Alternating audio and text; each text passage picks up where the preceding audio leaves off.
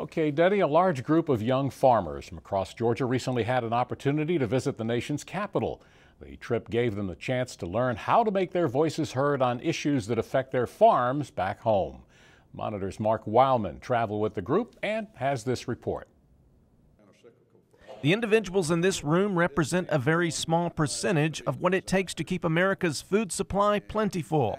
If the United States is going to remain on top for ag production and keep our food supply homegrown, we're going to need young farmers. Recently, a group of over 30 young farmers from Georgia Farm Bureau's Young Farmer Program made the trip to Washington, D.C. to learn how policymaking works and to express their points of view to members of Congress. The group got to hear from the president of the Georgia Farm Bureau, Zippy Duval, who feels farmers need to be passionate about their industry and let their voices be heard.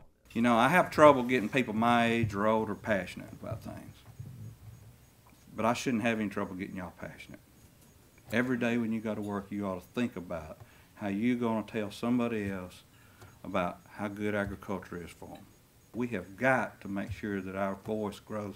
And that's why what you're doing, that's why the Young Farmer Program, this organization, is probably the most important program that we have.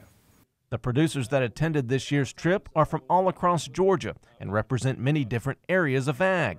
They are leaving a lot of work undone back home to make the trip, but feel it is very important to visit with their lawmakers. The thing that I see most beneficial is that it recruits a lot of young leaders from our county level to participate on something much greater on our state level, and it's just a great way to get young folks involved in our legislative arena.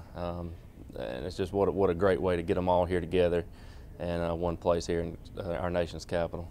While in Washington, they got an opportunity to visit with their two Georgia U.S. senators. Senators Saxby Chambliss and Johnny Isakson work very well together on ag issues and spoke to the group on national issues that relate to ag and other issues as well. I welcome you to Washington. We always look forward to the annual trip when y'all come up and share information about our great state and our #1 product, which is agricultural products around the state of Georgia. And Saxby and I spend a lot of time working on those interests, and in particular Saxby does, because as a member of the Agricultural Committee, he's right in the heart of the battle. Many of these farmers have concerns about fuel prices, labor, and EPA regulations, and the meeting gave them an opportunity to have dialogue with the senators and express their concerns. We need a quality supply of labor that is dependable, and we don't have that right now, and H-2A is not working for us. So we're going to continue to work with our colleagues and see if we can find some kind of common ground with respect to that issue, but we're not there now.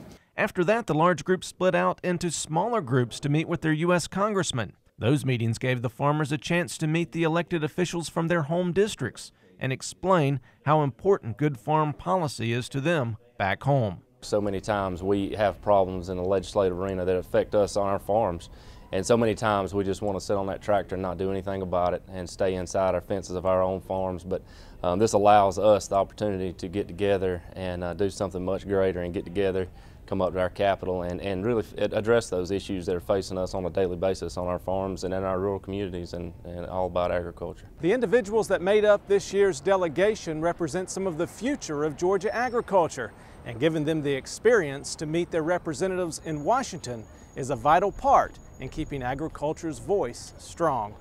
For the Georgia Farm Monitor, I'm Mark Wildman.